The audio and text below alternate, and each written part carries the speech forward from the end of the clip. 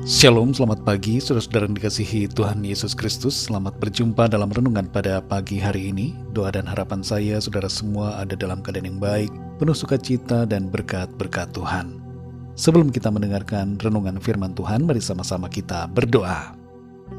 Bapa kami yang di sorga, Bapa dalam nama Tuhan Yesus Kristus, kami mengucap syukur untuk berkat perlindungan Tuhan dari malam hingga pagi hari ini. Kembali kami menikmati berkat kemurahan-Mu, kasih sayang Tuhan yang selalu baru setiap pagi. Terima kasih untuk hari ini. Dan saat ini kami mau mendengarkan sabda firman-Mu. Urapi setiap kami ya Tuhan. Dan berikan kami pengertian untuk memahami akan firman-Mu. Dalam nama Tuhan Yesus kami berdoa. Haleluya. Amin. Saudara yang dikasihi Tuhan, nats Alkitab kita pada saat ini terdapat dalam Injil Matius pasal yang ke-12. Saudara dapat membacanya secara pribadi setelah mendengarkan renungan ini.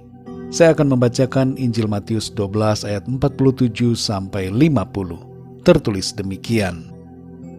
Maka seorang berkata kepadanya, "Lihatlah, ibumu dan saudara-saudaramu ada di luar dan berusaha menemui engkau." Tetapi jawab Yesus kepada orang yang menyampaikan berita itu kepadanya, "Siapa ibuku dan siapa saudara-saudaraku?" Lalu katanya, sambil menunjuk ke arah murid-muridnya, "Ini ibuku dan saudara-saudaraku. Sebab siapapun yang melakukan kehendak Bapa-Ku di sorga, dialah saudaraku laki-laki, dialah saudaraku perempuan, dialah ibuku." Saudara yang dikasihi Tuhan, biasanya kita mengenal istilah hamba Tuhan, pelayan Tuhan, sahabat Tuhan, dan anak Tuhan. Tapi hari ini kita belajar satu istilah lagi, yaitu saudara Tuhan. Orang bisa berbangga karena bersaudara dengan presiden, pejabat, atau artis. Namun kita lebih bisa berbangga lagi karena kita bersaudara dengan Tuhan. Membaca ayat-ayat ini mungkin muncul kesan bahwa Tuhan Yesus tidak menyayangi dan tidak mengakui keluarganya. Padahal bukan demikian konteks dari nats ini. Tuhan mengasihi mereka dan menghargai hubungan kekeluargaan dengan mereka. Sekalipun sebenarnya dia bukanlah anak biologis dari Maria, dan juga bukan saudara-saudara biologis dari anak-anak Maria yang lain. Dalam Yohanes pasal yang pertama, kita mengerti bahwa Yesus Kristus adalah Allah yang menjadi manusia. Dan dalam Matius serta Lukas, kita mengerti bahwa Maria dipilih untuk mengandung Sang Juru Selamat, yaitu Kristus Tuhan. Kita dapat lebih memahami kisah ini, saudara, dengan membaca ayat-ayat paralel yang tertulis di dalam Markus pasal yang ketiga. Pada waktu itu Tuhan Yesus dan murid-muridnya sedang berada di sebuah rumah yang penuh sesak dengan banyak orang. Maria dan anak-anaknya yang lain telah mendengar dan tahu di mana Yesus berada. Mereka pun datang ke rumah itu untuk mengambil Yesus, karena mereka menganggap bahwa Yesus sudah tidak waras. Jelas di sini, saudara, bahwa pada saat itu Maria dan mereka yang merasa sebagai saudara Yesus tidak memahami sepenuhnya siapa dia dan tidak mengenal jati dirinya sebagai Mesias. Mereka belum percaya bahwa Yesus adalah juru selamat yang dijanjikan. Tapi pada akhirnya beberapa dari mereka menjadi percaya kepadanya. Dalam Kisah Para Rasul 1 ayat 14 tertulis bahwa mereka berkumpul dan berdoa bersama para murid setelah kenaikan Tuhan Yesus ke sorga. Kita perhatikan dalam peristiwa ini, saudara. Tuhan Yesus menanggapi kabar bahwa keluarganya di luar ingin bertemu dengannya. Dan tanggapan Tuhan Yesus sangat mengejutkan. Dia bertanya, "Siapa ibuku? Dan siapa saudara-saudaraku?" Kedengarannya hal ini seperti sebuah penolakan dan penyangkalan. Tapi sebenarnya tidak demikian.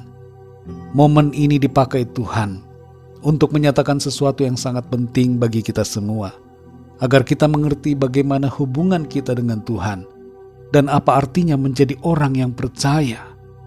Setiap orang yang percaya dan melakukan kehendak Bapa di sorga adalah saudara Tuhan. Kita terkoneksi dengan Tuhan sebagai keluarga, dan ini mempunyai makna penting. Karena keluarga berbicara tentang hubungan kasih yang istimewa dan tidak terputus. Kalau kita adalah saudara Tuhan Yesus, maka kita memiliki jaminan kepastian dan pemeliharaan sebagai anak-anak Bapa di sorga, dan kita mewarisi kerajaannya dalam kehidupan yang kekal. Mengenai soal Bapa di sorga, saudara, jangan lagi kita bingung tentang siapa Bapa, karena Bapa dan Tuhan Yesus adalah satu. Dalam Yohanes 14 ayat yang ke-9 Tuhan Yesus berkata, "Barang siapa telah melihat aku, telah melihat Bapa." Saudara yang dikasihi Tuhan, kita semua yang percaya kepadanya adalah satu keluarga besar di dalam Kristus. Kita adalah saudara Tuhan. Mari bersyukur untuk status kita yang istimewa ini. Sungguh luar biasa, Tuhan mau mengakui kita sebagai saudaranya. Haleluya, Tuhan Yesus memberkati. Mari kita berdoa. Bapa kami yang di surga, Bapa, dalam nama Tuhan Yesus Kristus, kami mengucap syukur untuk firman-Mu yang sudah kami baca, dengar, dan renungkan pada saat ini. Kami bersyukur, bersukacita karena Engkau memanggil kami sebagai saudara-Mu. Kami adalah saudara-Mu ya Tuhan Yesus. Dan ini mempunyai makna yang jauh lebih dalam, yaitu bahwa kami adalah anak-anak-Mu ya Bapa. Dan sebagai anak-anak-Mu, kami hidup dalam ketaatan, dalam kasih dan kesetiaan kepada-Mu Tuhan. Kami bersyukur, bersukacita untuk status yang Tuhan berikan kepada kami. Kami mau jaga itu ya Tuhan, dengan terus hidup sesuai dengan kehendak-Mu. Terima kasih ya Tuhan, berkati dan pimpin kami di sepanjang hari ini dalam segala aktivitas kami. Berkatilah apa yang kami kerjakan, dan biarlah semuanya itu memuliakan nama Tuhan. Kami berdoa bagi yang sakit dan dalam pergumulan, agar Tuhan menjamah, menyembuhkan, dan memberikan pertolongan yang ajaib bagi setiap mereka. Kami percaya Tuhan berikan kami kemenangan, dan Tuhan melimpahkan senantiasa sukacita dan berkat-Mu dalam kehidupan kami. Dalam nama Tuhan Yesus Kristus, Tuhan dan Juru Selamat kami sudah berdoa dan mengucap syukur. Haleluya. Mari sama-sama kita berdoa, doa Bapa kami. Bapa kami yang di sorga, dikuduskanlah nama-Mu, datanglah kerajaan-Mu, jadilah kehendak-Mu di bumi seperti di sorga.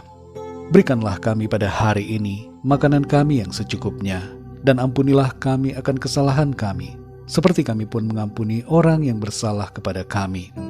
Dan janganlah membawa kami ke dalam pencobaan, tetapi lepaskanlah kami daripada yang jahat, karena Engkaulah yang mempunyai kerajaan dan kuasa dan kemuliaan sampai selama-lamanya. Amin.